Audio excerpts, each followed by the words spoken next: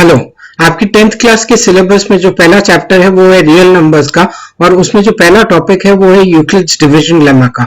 आज हम सीखने जा रहे हैं कि यूक्लिड्स डिवीजन लेमा होता क्या है, इसको कहाँ कहाँ यूज किया जा सकता है, और क्या क्या इसमें कुछ चीजें हैं जो कि हमें समझने की जरूरत है।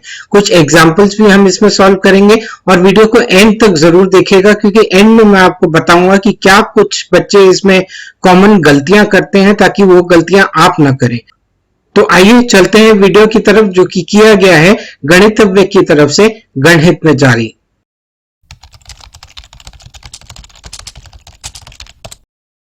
तो सबसे पहले ये समझ लेते हैं कि यूक्लिड्स डिवीजन लेमा होता क्या है, या फिर लेमा की अगर बात करें तो लेमा क्या होता है। तो लेमा एक प्रूवन स्टेटमेंट होती है। It's a proven statement which is used to prove another statement, यानी कि एक ऐसी स्टेटमेंट है जिसको हम एक प्रूफ है ऐसा जिसको हम यूज करते हैं दूसरी चीजों को प्रूव करने के लिए। और लेमा को समझने के लिए हम एग्जांपल्स देखेंगे पहले, और एग्जांपल से फिर हम जनरल फॉर्म में एक लेकर आएंगे ताकि अच्छी तरह से समझ जाए। तो उसके लिए मैं नंबर्स लेता हूं पहले, जैसे 12, 13, 14, 15 और 16। थोड़ा सा इनको नीचे ले जाता हूं ताकि मुझे ऊपर लिखने में दिक्कत ना हो। अब देखते हैं कि अगर हम इन नंबर्स को डिवाइड करें 2 से तो क्या होता है। तो अगर हम 12 को देखें तो 12 can simply be written as 2 times 6, क्योंकि 2 times 6 12 होता है। 13 वैसे ही 2 times 6 12, प्लस साथ में 1 का रिमाइंडर होता है तो +1 लिख देते हैं। 14 can simply be written as 2 times 7। 15 को लिखने के लिए हम फिर 2 times 7 विच इज 14, और साथ में +1 वो 15 हो जाता है, और 2 times 8 हम 16 लिख सकते हैं। एक बार इसको यहाँ पे समझ लेते हैं। यहाँ पे हमने कोई नंबर्स नहीं लिखे हुए, बट आप देख रहे हैं कि यहाँ पे हम 0 रिमाइंडर है। तो अगर हम इसको साइड पे लिख लें कि क्या डिवीजन बाय 2 से क्या होता है, तो हम ये लिख सकते हैं कि नंबर जो है वो किस फॉर्म का लेता है। तो यानी कि 2 टाइम्स एक कोशेंट है, तो कोशेंट 6, 7, 8 कुछ भी हो सकता है, तो 2q के रूप में लिख सकते हैं। और या फिर दूसरा केस जहां पे 1 का रिमाइंडर बच रहा है वहां पे 2q + 1 लिख सकते हैं। अब इसको मैं डिलीट कर देता हूं। एक दूसरा नंबर लेते हैं कि अगर 3 से डिवाइड करें तो क्या होगा। तो 12 को अगर 3 से डिवाइड करते हैं तो 3 times 4 लिख सकते हैं। 13 इज 3 times 4, और साथ में 1 का रिमाइंडर है। 14 को लिखने के लिए 3 times 4 विच इज 12, और साथ में 2 रिमाइंडर बच जाता है। 15 can simply be written as 3 times 5, और 16 आप देख रहे हैं 3 times 5 और साथ में 1 रिमाइंडर। और ऐसे ही अगर आगे चलूंगा तो फिर से वो साइकिल कंटिन्यू होती रहेगी कि 3 times 6 5 प्लस 2 रिमाइंडर होगा, फिर वापस 3 times 6, फिर 1 रिमाइंडर, 2 रिमाइंडर, ऐसे चलता रहेगा। इसको भी साइड में लिख लेते हैं कि अगर डिवीजन बाय 3 करें तो जो नंबर्स जो फॉर्म लेते हैं वो है 3 times quotient which is 3q, या फिर 3q + 1 जहां पे 1 का रिमाइंडर बचता है, 3q + 2 जहां पे 2 का रिमाइंडर बचता है, और वापस उसके बाद साइकिल कंटिन्यू होती रहती है। इसको भी मैं डिलीट कर देता हूं। और अब देखते हैं डिवीजन बाय 4 से क्या होता है। तो 12 को हम लिख सकते हैं 4 times 3। 13 को लिखने के लिए 4 times 3 विच इज 12, और साथ में 1 रिमाइंडर बचता है तो +1 हो गया। 14 इज 4 times 3 12 प्लस 2 रिमाइंडर बचता है। 15 is again 4 times 3 which is 12, और साथ में 3 रिमाइंडर सो +3, और 16 वापस 4 times 4, यानी कि यही साइकिल वो फिर से बार बार चलती रहेगी चलती रहेगी चलती रहेगी।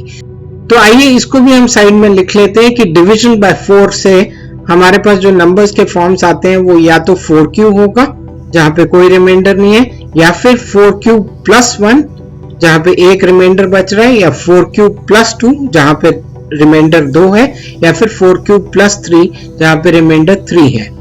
ऐसी चीजें मैं अक्सर अपने चैनल पर करता रहता हूं, और अगर आप यहाँ पे पहली बार आ जाए हैं और अभी तक आपने सब्सक्राइब नहीं किया तो एक बार जरूर सब्सक्राइब कर लीजिए ताकि आने वाले कोई भी वीडियोस आप मिस ना करें।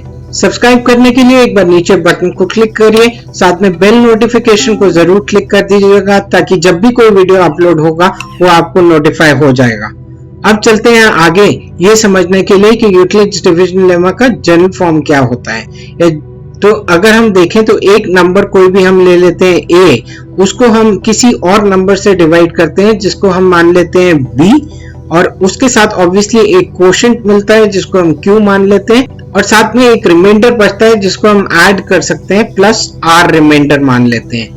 अब यहाँ पे भी आप देख रहे हैं कि यहाँ पे कोई रिमाइंडर है नहीं, बट रिमाइंडर इधर 0 के मान लेते हैं। अब अगर a और b, यहाँ पे कुछ कंडीशंस जो देखने वाली हैं वो ये है कि a और b दोनों ही इंटीजर्स को बिलोंग करते हैं। a आपका b से बड़ा होना चाहिए, बट वो जरूरी नहीं है, क्योंकि अगर छोटा भी हो तो b को हम 0 मान सकते हैं। और साथ में जो रिमाइंडर देखें, आप रिमाइंडर देख रहे हैं कि हर केस में वो b से छोटा है, तो r is less than b, but साथ में हम देख रहे हैं कि रिमाइंडर 0 भी हो सकता है, तो it can be less than और इक्वल टू 0, मतलब it has to be greater than और इक्वल टू 0। तो इसको हम ऐसे लिख सकते हैं कि 0 is less than equal to r which is less than b। इन चीजों को मैं ऊपर ले जाता हूं, ये चीज की हमें जरूरत नहीं है, इसको मैं डिलीट कर देता हूं। अब देखें कि अगर हम किसी नंबर को हम 7 से डिवाइड करें तो हमें क्या मिलेगा। तो ऑब्वियसली जो फॉर्म्स मिलते हैं वो 7q या फिर 7q plus 1, 7q plus 2, 7q plus 3, 7q plus 4, 7q plus 5, 7q plus 6 या फिर 7q प्लस 7 हो सकता है। पर एक मिनट, हमने बात की थी कि जो रिमाइंडर है वो b से कम होना चाहिए, b के इक्वल नहीं हो सकता, उस केस में कोशेंट बढ़ जाएगा। तो इधर 7q प्लस 7 हम नहीं ले सकते क्योंकि कोशेंट 1 बढ़ जाता है, तो इसको हम डिलीट कर देते हैं, वो सिर्फ 7q प्लस 6 तक रहेगा। तो ये याद रखिए कि जो भी आप रिमाइंडर ले रहे हैं वो हमेशा डिवाइजर से छोटा होना चाहिए। अब एक क्वेश्चन भी देख लेते हैं। एक क्वेश्चन हमारे पास है कि एक नंबर जिसको हम अगर 73 से डिवाइड करें और तो उसमें कोशेंट हमारे पास 34 बचता है और साथ में रिमाइंडर 23 है, और हमें वो नंबर फाइंड आउट करना है कि क्या है। तो एक बार यूक्लिड्स डिविजन लेमा का जनरल फॉर्म लिख लेते हैं, a is equal to b q plus r. तो ऑब्वियसली यहाँ पे जिस नंबर से डिवाइड कर रहे हैं वो डिवाइजर 73 दिया हुआ है, कोशेंट जो हमारे पास आया है कितने टाइम्स है वो 34 टाइम्स है, और रिमाइंडर साथ में r हमारे पास 23 है। और ऑब्वियसली चीज है, अगर b, q और r हमें दिया हुआ है तो हमें a की वैल्यू निकालनी है। तो इन चीजों को हम सब्स्टिट्यूट कर देते हैं वापस इस इक्वेशन में, तो we get a is equal to b यानी कि 73 times the quotient which is 34 plus remainder which is 23। अब एक बार 73 और 34 को मल्टीप्लाई करके देखते हैं। तो ये चीज जो मैं कर रहा हूं ये बेसिकली एक शॉर्ट मल्टीप्लिकेशन ट्रिक है जिसे हम वैदिक मैथ्स में सीखते हैं, और अगर आपको ये ट्रिक के बारे में नहीं पता तो इसके बारे में भी मैंने एक वीडियो बनाया हुआ है जो कि ऊपर टॉप राइट कॉर्नर में दिया हुआ है, उस लिंक पे क्लिक करिए और जाके इस वीडियो को देख लीजिए। तो आंसर आया हमारे पास 2482, उसमें हम 23 ऐड करेंगे तो 3 + 2 गिव्स अस 5, 8 + 2 गिव्स अस 10, 0, एक कैरिड फॉरवर्ड तो वो 5 बन जाएगा और 2। सो ऑब्वियसली जिस नंबर की हमें तलाश की थी यानी कि a, वो है 2505। आइए एक और नंबर देख लेते हैं कि if n is an odd positive integer, तो हमें प्रूव करना है कि n² - 1 इज डिविजिबल बाय 8। अब ये करने के लिए ध्यान रखिए कि n एक ऑड पॉजिटिव इंटीजर है, तो यानी अगर हम 4 के मल्टीपल्स देखें तो 4q और 4q + 2 दोनों ही इवन होंगे क्योंकि 4 itself is an even number, but 4q + 1 अगर हम देखें तो वो एक ऑड नंबर होगा। तो हमारे पास पहला केस जो है वो है 4q + 1, और साथ में ही एक केस हमारे पास और है जहां पे वो 4q + 3 भी हो सकता है क्योंकि वो भी एक ऑड नंबर होगा। तो ये दोनों केसेस हैं हमारे पास, और अगर हम मान लें कि n 4q + 1 है और 4q + 3 है तो हमारे पास n² - 1 की क्या वैल्यूज आएंगी। एक बार सब्स्टिट्यूट करके देखते हैं। केस 1 को देखें तो n² - 1, यहाँ पे n की जगह मैं लूंगा 4q + 1, उसको होल स्क्वायर करेंगे और साथ में -1 है हमारे पास n² - 1, इसको एक्सपैंड करेंगे a + b होल स्क्वायर तो 4q होल स्क्वायर हो जाएगा, फिर 2ab which is 2 times 4q times 1 plus b² जो कि 1² है और साथ में -1। सिंप्लीफाई करके हमारे पास बचता है 16q square plus 2 times 4q times 1 is 8q plus 1 square is 1 और बाद में -1। इसको सिंप्लीफाई करके हम लिख सकते हैं 16q स्क्वायर प्लस 8q और 1 कैंसिल हो जाएगा। अब यहाँ पे अगर हम देखें तो दोनों में 8 कॉमन है, 8 को कॉमन लेके हम अंदर लिख सकते हैं 2q स्क्वायर प्लस q। तो आप देख रहे हैं यहाँ पे ये 8 का मल्टीपल हो गया है, यानी कि अगर 8 का मल्टीपल है तो it is obviously divisible by 8। तो मतलब पहली चीज तो हमने प्रूव कर दी। अब केस नंबर 2 देखते हैं, वहां पे उसके लिए हमें n की वैल्यू लेनी पड़ेगी 4q प्लस 3 और वही n स्क्वायर माइनस 1 में वापस सब्स्टिट्यूट करते हैं। n की जगह लिखते हैं 4q प्लस 3, उसको होल स्क्वायर करेंगे, बाद में -1 और वापस उसको एक्सपैंड करने के लिए 4q whole square plus 2 times 4q times 3 plus 3 square और बाद में -1 है तो -1। सिंप्लीफाई करेंगे तो वो बन जाएगा 16q square plus 2 times 4q times 3 is 24q plus 3 square is 9 और लास्ट में -1। सिंप्लीफाई करके लिख सकते हैं 16q स्क्वायर प्लस 24q और 9 - 1 प्लस 8। अब वापस इसमें हमारे पास 8 कॉमन आ गया, 8 को फैक्टराइज करके हम अंदर लिख सकते हैं 2q square plus 3q plus 1।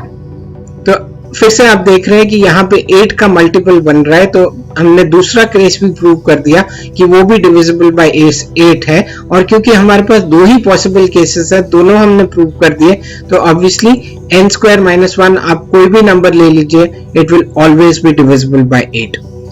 एक क्वेश्चन और देख लेते हैं कि prove that the cube of any positive integer will always be of the form 9m, 9m plus 1 और 9m प्लस 8।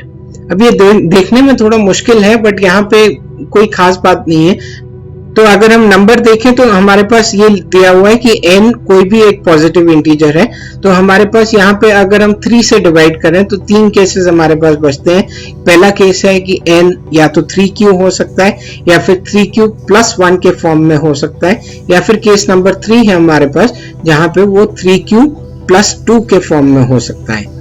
अब इसको मैं थोड़ा सा लेफ्ट पे शिफ्ट कर लेता हूं ताकि मेरे पास तीनों केसेस लिखने की जगह रहे। अब हमें देखना क्या है, n क्यूब देखना है कि क्यूब ऑफ एनी नंबर। पहला केस देख लेते हैं जहां पे n 3q है, तो उसको 3q होल क्यूब लिखेंगे और 3 का क्यूब अगर देखें तो 27 होता है और q का क्यूब q क्यूब, तो we can write it as 27q cube. और 9 इसमें से अगर फैक्टराइज कर ले तो we gate 3q cube inside. तो आप देख रहे हैं कि पहला केस हमारा जो है वो मल्टीपल ऑफ 9 है, यानी अगर हम 3q स्क्वायर को m मान लें तो वो 9m के फॉर्म में हो जाता है। तो पहला केस हमारा प्रूव हो गया। दूसरे केस में हम अब n की वैल्यू जो लेंगे वो 3q की जगह 3q प्लस 1 लेंगे।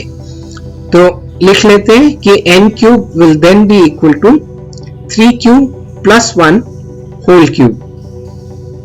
तो यहाँ पे एक आइडेंटिटी आपको याद दिलाना चाहता हूँ कि a plus b whole cube जो होता है वो आइडेंटिटी के अकॉर्डिंग होता है a cube plus b cube plus 3ab times a plus b. तो इसको सिंप्लीफाई करने के लिए पहली चीज a क्यूब यानी 3q का whole cube plus b cube यानी कि 1 का क्यूब प्लस 3ab यानी 3 times 3q times b which is 1 और टाइम्स a प्लस बी यानी कि 3q प्लस 1। थोड़ा सा लेफ्ट पे ले लेता हूं ताकि आगे केस 3 के लिए भी जगह बचे। इसको सिंप्लीफाई करते हैं तो हमारे पास बचता है 27q क्यूब प्लस 1 का cube 1 plus 3 times 3q is 9q times 1, तो 9q बाहर लिख लेता हूं और ब्रैकेट के अंदर अभी छोड़ देता हूं 3q प्लस 1। अब ब्रैकेट एक बचा है तो उसको भी सिंप्लीफाई कर लेते हैं, तो हमारे पास बचता है 27q cube plus 1 plus 9q times 3q gives us 27q square plus 9q times 1 gives us 9q। अब हमारे पास इन कई टर्म्स में से 9 कॉमन बच रहा है, तो 9 को हम फैक्टराइज कर लेते हैं और बाकी इसमें बचा हमारे पास 3q क्यूब 1 अभी 9 से डिविजिबल नहीं है, उसको छोड़ देते हैं। 27 क्यू स्क्वायर को 9 से डिवाइड करें तो बचता है 3 क्यू स्क्वायर और प्लस 9 क्यू, तो वो वहां पे बचेगा हमारे पास ओनली क्यू। और बाद में जो 1 हमने छोड़ दिया था वो लिख लेते हैं। तो अगर इस नंबर को हम m मान ले तो हम ये देख रहे हैं कि ये नंबर हमारे पास 9m प्लस 1 के फॉर्म में आ गया, यानी कि दूसरा केस भी हमारा प्रूव हो गया। अब चलते हैं केस 3 की तरफ, जहां पे हम n को मानेंगे 3q प्लस 2 के फॉर्म में। तो n क्यूब की वैल्यू देखें तो वो होगी 3q plus 2 whole cube. Simplify कर लेते हैं, a क्यूब यानी कि 3q का whole cube plus b cube यानी कि 2 का होल क्यूब प्लस 3ab यानी 3 टाइम्स 3q प्लस नहीं times 2 times a plus b यानी 3q प्लस 2। सिंप्लीफाई करके हमारे पास बचता है 27q क्यूब प्लस 2 का क्यूब होता है 8 plus 3 times 3q times 2 which is 18q और ब्रैकेट में 3q प्लस 2। अब एक ब्रैकेट बच गया तो उसको भी सिंप्लीफाई कर लेते हैं, तो हमारे पास बचता है 27q cube plus 8 plus 18q times 3q gives us 54q square और 18q times 2 gives us plus 36q। यहाँ पे भी कई टर्म्स में से 9 को फैक्टराइज कर सकते हैं, उसको बाहर ले लेते हैं। बाकी जो बचता है 3q क्यूब 8 डिविजिबल नहीं है 9 से, उसको छोड़ देते हैं। 54q स्क्वायर को डिवाइड करेंगे तो बचता है 6q स्क्वायर और यहाँ पे बचेगा 4q और 8 जो हमने छोड़ दिया था उसको यहाँ पे लिख लेते हैं प्लस 8। अब इस नंबर को अगर हम m मान ले तो ये भी हम देख रहे हैं कि 9m प्लस 8 के फॉर्म में लिखा जा सकता है, तो तीसरा केस भी हमारा प्रूव हो गया। और क्योंकि 3 ही पॉसिबल केसेस थे जो कि हमने सारे प्रूव कर दिए, तो हम ये कह सकते हैं कि n cube will always take the form 9m, 9m plus 1 और 9m प्लस 8, और कोई पॉसिबिलिटी है ही नहीं। अब देखते हैं कि कुछ कॉमन गलतियां बच्चे क्या करते हैं। तो एक क्वेश्चन जो हमने पहले किया था वो फिर से देख लेते हैं, जहां पे n is an odd positive integer. तो हमें प्रूव करना था कि n square minus 1 is divisible by 8। तो n एक ऑड पॉजिटिव इंटीजर है, तो बच्चे क्या करते हैं कि वो ऑड है तो ऑब्वियसली 2q प्लस 1 के फॉर्म में होगा, और उसको फिर हमने n स्क्वायर माइनस 1 करना है, तो हम उसको लिख सकते हैं n की जगह हम लिखेंगे 2q प्लस 1, उसको होल स्क्वायर करेंगे और प्लस 1। उसके बाद फिर 2q प्लस 1 का whole square will be become 4q square plus 2ab यानी 2 times 2q times 1 which will give us 4q, और फिर 1 का स्क्वायर जो कि है 1 और लास्ट में फिर 1 प्लस 1। अब इसको सिंप्लीफाई करेंगे तो 4q square plus 4q plus 2, नहीं एक्चुअली ये गलती हो गई, ये प्लस नहीं माइनस 1 होना चाहिए था, तो बेसिकली 1 और 1 कैंसिल हो जाएंगे, तो 4q स्क्वायर प्लस 4q हमारे पास बचा। बट उससे तो हमारे पास 8 की डिविजिबिलिटी के बारे में कुछ पता चलता ही नहीं है। तो द ओनली पॉसिबल वे जो हम देख सकते हैं, जो हमने पहले किया था कि अगर n स्क्वायर देखना है तो हमें एक ऐसा नंबर चाहिए जिसको स्क्वायर करके वो 8 का मल्टीपल या 8 का मल्टीपल बन सके। तो 4 का स्क्वायर हमारे पास 16 आता है, तो इसीलिए हमने 4q प्लस 1 या 4q प्लस 3 लिया था। दूसरा एग्जाम्पल जो हमने किया था वहां पे हमें एक क्यूब ऑफ पॉजिटिव इंटीजर चाहिए था और 9 से डिविजिबिलिटी हमें देखनी थी। तो क्योंकि हमें डिविजिबिलिटी बाय 9 चेक करनी है, तो बच्चे अक्सर करते हैं कि 9 के फॉर्म में अगर देखें तो नंबर हो सकता है 9m, 9m plus 1, 9m plus 2 और ऐसे कर करके वो 9m प्लस 8 तक जाते हैं। और देखिए हमने इनको क्यूब करना पड़ेगा, 9n क्यूब देखना पड़ेगा, यानी इतने बड़े नंबर्स के उनको क्यूब करना पड़ेगा और टोटल 9 डिफरेंट केसेस हो जाएंगे। बट हमको अपना काम इतना मुश्किल नहीं करना है, हमें कोशिश करनी है कि काम हमारा थोड़ा सिंप्लीफाई हो जाए।